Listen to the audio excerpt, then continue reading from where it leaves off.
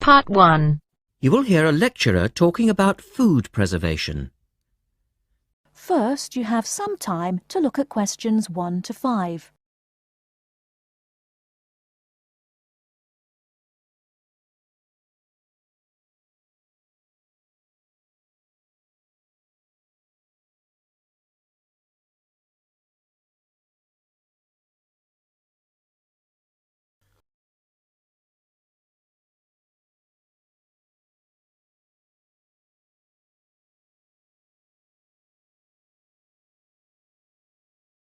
In today's lecture, I'd like to look at the topic of food preservation and start by asking the obvious question, why do we need to preserve food? Well, apart from keeping it fresh for our daily needs, many foods, such as fruit and vegetables, are only available at certain times of the year. So if we want to be able to eat these foods all year round, we need to preserve them. We also need to preserve food for export overseas, to make sure that it doesn't perish in transit. And lastly, we need to be able to preserve food for when there are food shortages. There are a number of methods of preserving food which involve both high and low temperatures, chemicals, irradiation, and drying. Let's have a look at these in turn. In the 1870s, the French scientist Louis Pasteur showed that microorganisms in food could be destroyed by raising the temperature of the food, a process now known as pasteurization. This involves heating milk to just 65 degrees Celsius for 30 minutes. A new method, the ultra-high temperature, or UHT process, involves heating milk to 150 degrees Celsius for 3 seconds. The advantage of treating milk in this way is that it lasts much longer, though I tend to feel, and I'm sure many of you would agree, that taste is somewhat sacrificed in the UHT process.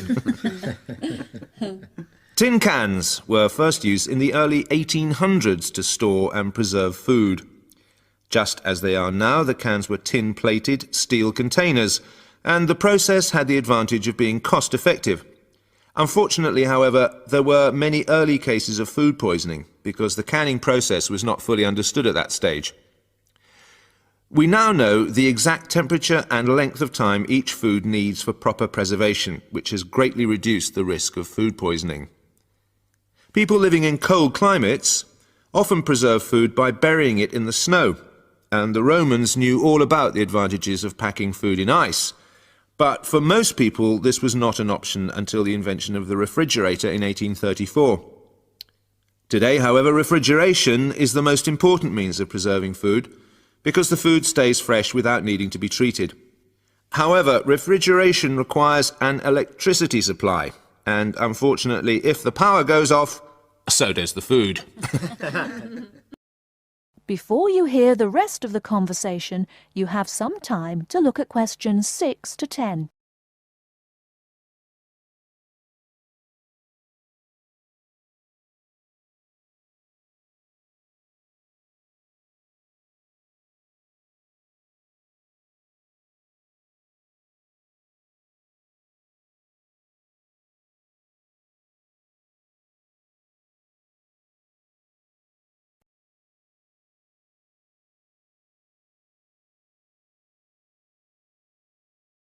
Now listen and answer questions 6 to 10.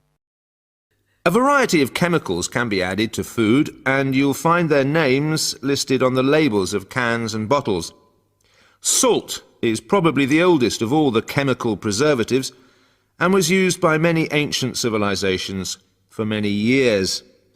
Sugar also acts as a preservative and is used to preserve jams in much the same way that vinegar is used to pickle foods. Chemical preservatives are effective, but they do not suit all foods, and the processes involved are time-consuming. Another method of preserving food is by drying it. Most foods are 75% to 90% water, so if you remove the water, the microorganisms simply can't survive. When food is dried, it not only lasts a long time, but it also becomes much lighter, which is a big advantage as this makes it cheap to store. Though some people argue that valuable nutrients are lost in the process. Early methods for drying food involved cutting it into strips and hanging it in the sun or over fires. But there are now a number of more modern methods which involve the use of recent technology. One of these is known as roller drying, and it's a highly effective way of making dried foods from liquids, such as soup. Have a look at this diagram to see how it works. Well, first of all, the hot soup is poured in at one end here. The liquid spreads to form a thin layer on a heated belt. The liquid dries as it moves along. By the time it reaches the end of the belt, all the water has evaporated, leaving only dry powder. A blade then scrapes the dried material off the roller and captures it in powder form. All you have to do is add boiling water, and you have your hot soup back again, ready to drink. Another method is called freeze drying, and for those of you who still remember... That is the end of part 1. You now have half a minute to check your answers.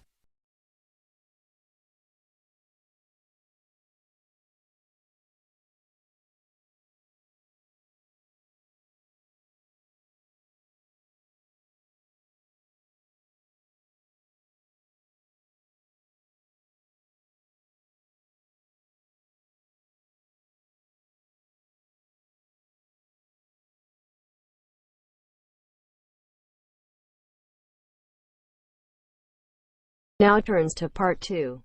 Cut 2. You'll hear a tutor and 3 students discussing their work. First, you have some time to look at questions 11 to 17.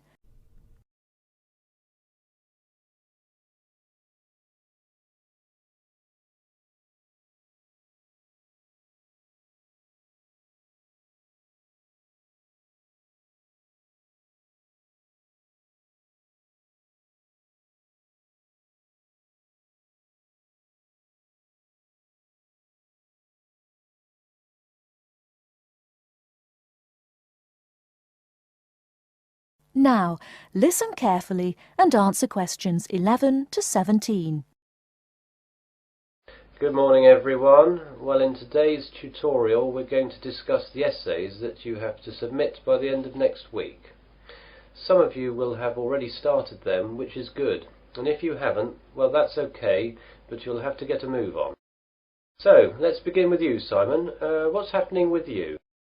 Well, I've made a start on it. I researched the background quite extensively last weekend, and I should get to the writing stage tomorrow with a bit of luck, and I'll get finished at the weekend. What are you writing about? I decided to look at the car manufacturing company Jaguar, examine the problems they had with reliability in the 1970s and 80s, how they dealt with it, and how it affected their marketing and sales strategy. That sounds pretty interesting. Any problems with that? At the start I had problems getting information from that far back, but after rooting around in the library I found some magazines which gave me information and also gave me references to find other stuff. It seems now the only problem is keeping to the 4,000 word limit. It just seems that I have so much to write about. It seems I'll need 5,000 or even 6,000 words to be able to cope. Yes, your essay title seems to me to be very wide-ranging. Would you think about cutting out part of it? How about looking at their sales and marketing strategy, but only mentioning the problems in the 70s and 80s and not going too far into it? That's a good idea. That will make it much easier to handle. By the way, how do you want us to hand in our work? Do you want us to drop in a hard copy to your office? You could do that, but I'd prefer it if you just emailed it to me as an attachment. You've all got my address. If not, give it to the secretary, clearly marked that it's for me. Right, Jennifer, how about you? I've not really got going on it yet, but I have decided on a subject. I'll try and do some research during the rest of this week, and I should get writing this weekend. Okay, what are you writing about then? I want to look into how supermarkets use market surveys to develop their products. Will you have enough time to find out what sort of things that the supermarkets do? You won't have much time for that. I should be okay. I've had a look in the stack system in the library and I found a magazine that surveyed all the UK major supermarkets and a trade publication that analysed the same things in Canadian supermarkets. Be careful about using their conclusions too much. The university takes a tough stance on plagiarism. Make sure you properly list where you get your information from in a bibliography and try and do your own analysis. Get going too, as that analysis will take a bit of time. OK, thanks. Before you hear the rest of the talk, you have some time to look at questions 18 to 20.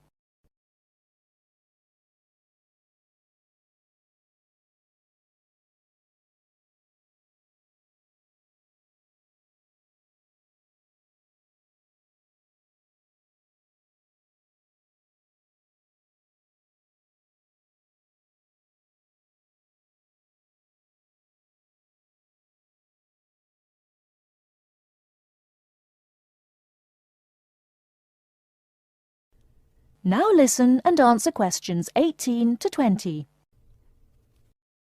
And Melanie, how is your work going? I'm a bit behind, I'm afraid. I was sick all last week and the weekend with flu.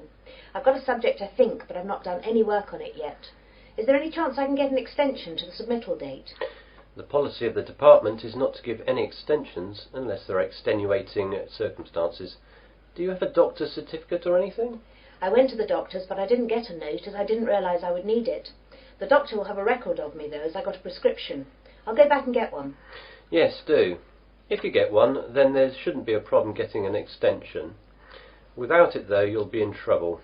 What subject are you considering, anyway? I thought I'd do an overview of the UK mortgage interest rates and their effect on housing sales trends over the last 10 years. I thought it might be of interest because of the huge increases of house prices over the last decade. Certainly an interesting subject, and it should be no great problem getting information, as this has been fairly well documented. There's a lot of work again, though, and you'll really need to get cracking on it, even with the extension, if you get one. Well, I've not got much on for the rest of the week, and I've set aside the weekend to really get to grips with it. Good. Now, is there anything else? That is the end of part 2. You now have half a minute to check your answers.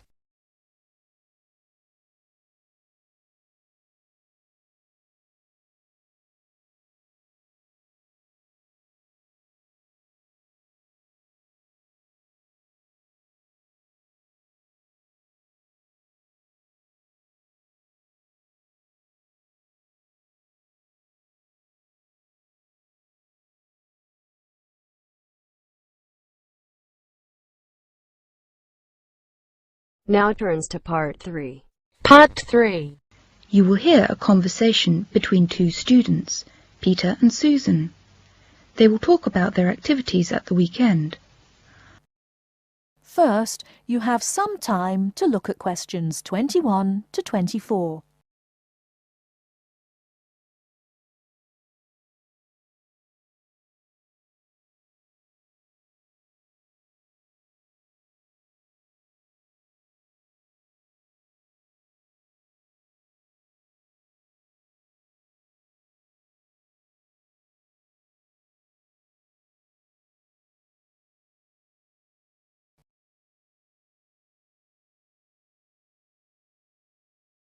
Now, listen carefully and answer questions 21 to 24.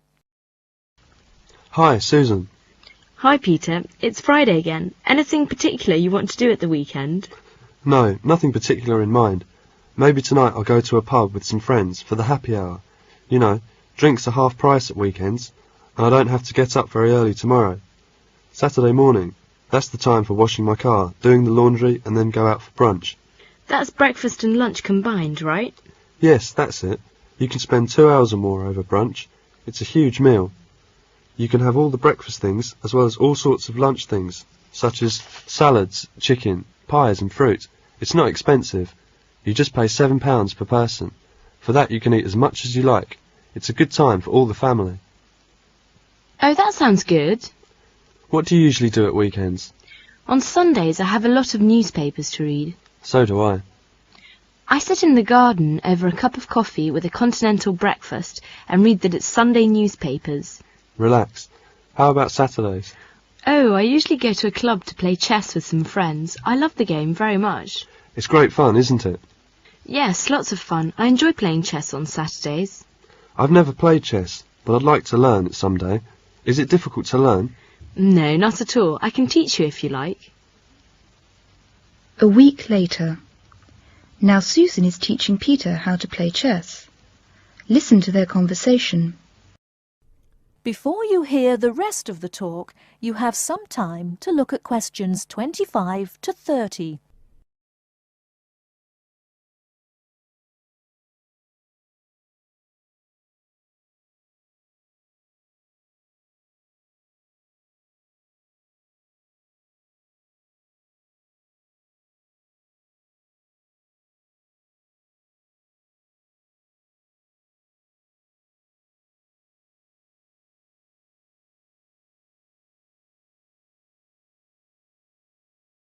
Now listen and answer questions 25 to 30.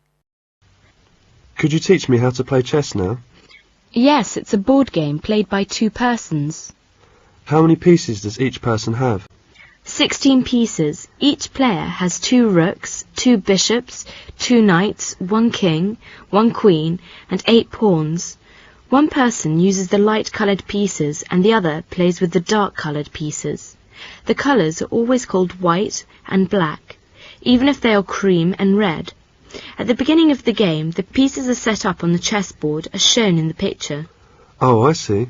There are 64 squares on the board. The rows of squares across the board are called ranks. You mean the horizontal rows? Yes, the rows of squares up and down, the vertical rows, are called files. Lines of squares running diagonally are called diagonals. How to move the pieces? There are some rules. Each of the pieces has to move in a certain way. The players take it in turns to move their pieces and can move only one piece in each turn.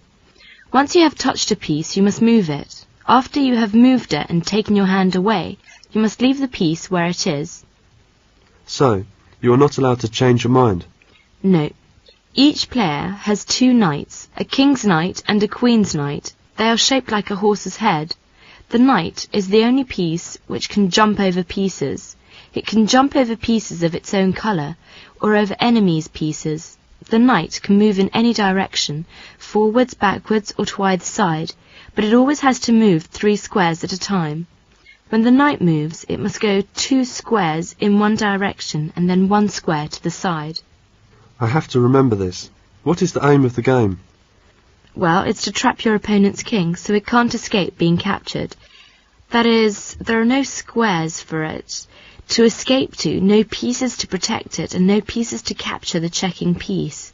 When this happens, it is called checkmate, and the player with the checking piece or pieces wins. I'm afraid I need a lot of practice. Thank you very much.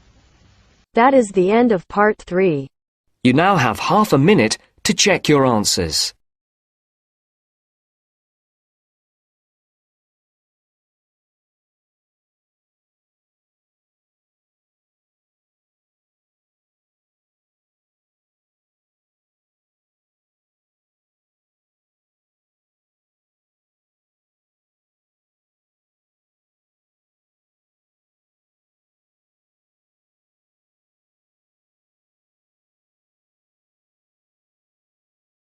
Now turns to part 4.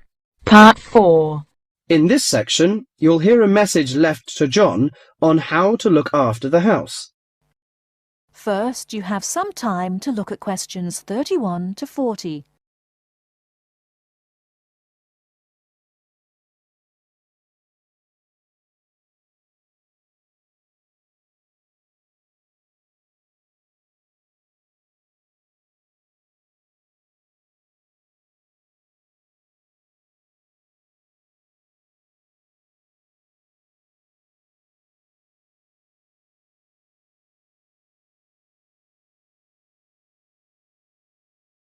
Now listen carefully and answer questions 31 to 40. Hello, John. Welcome to the house. I'm really pleased that you can be here to look after my house while I'm away. Here are some things you need to know about the house. Important stuff like when the garbage is collected. In fact, let's start with the garbage, which is collected on Friday. Just write garbage on the calendar on the days they take it away. Put it out on Friday every week. That'll be Friday the 22nd, Friday the 29th, and Friday the 5th. It's a really good service. The trucks are quiet and the service is efficient. The bin would be put outside of the house empty. It's a good idea to put it away quickly. This street can be quite windy. I once watched my next-door neighbour chase her bin the whole length of the street. Every time she nearly caught up with it, it got away again. The waste paper will be collected this Tuesday. That's Tuesday the 19th. There's a plastic box full of paper in the front room. Please put it out on Tuesday. The truck will come during the day. If you don't mind collecting old newspapers and other paper and putting them in the box, I'll put it out when I come home. The paper people only come monthly. I have some things to give to charity in a box in the front room. Would you put it out on Monday the 25th, please? It's a box of old clothes and some bed linen which I've collected, plus a few other bits and pieces. The charity truck will come by during the day on the last Monday of the month. Like the paper people, it comes monthly. If you want to use the library, you'll find it on Darling Street. I've left my borrower's card near the telephone. It has a very good local reference section if you want to find out more about this city. The library is open from 9 a.m. to 5 p.m., Monday to Saturday. I'm sorry to say that we don't have a cleaner. Oh yes, filters. Would you please change the filters on the washing machine on the last week of the month, no matter which day? We find that the machine works much better if we change the filters regularly. The gas company reads the meter on the 30th, the last Saturday. I think that's all the information about our calendar of events. Well, John, I'm trying to think what else I should be telling you. As you know, I'm going to a conference in London. I hope to have a little time to look around. It's a great city. I do hope I manage to get at least some of the theatres and museums. I'm looking forward to all the things I have to do at the conference too. I'm giving a paper on Tuesday the 26th, and there are a couple of exciting events planned later in the conference programme. I hope to meet up with an old teacher of mine at the conference. She taught English literature at my high school, and we've kept in touch through letters over the years.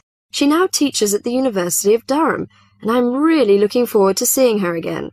By the way, I expect you're hungry after your trip. I've left a meal in the refrigerator for you. I hope you like cheese and onion pie. Would you do me a favour, please?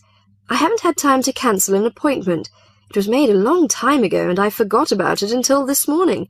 It's with my dentist for a checkup on Thursday the 28th. Could you please call the dentist on 8162-525 and cancel the appointment for me? Thanks a lot, John. One last thing. When you leave the house, make sure the windows and doors are shut, and set the burglar alarm. The alarm code number is 9120. Have fun. I'll see you when I get back. This is your friend Martha, saying goodbye. That is the end of part 4. You now have half a minute to check your answers.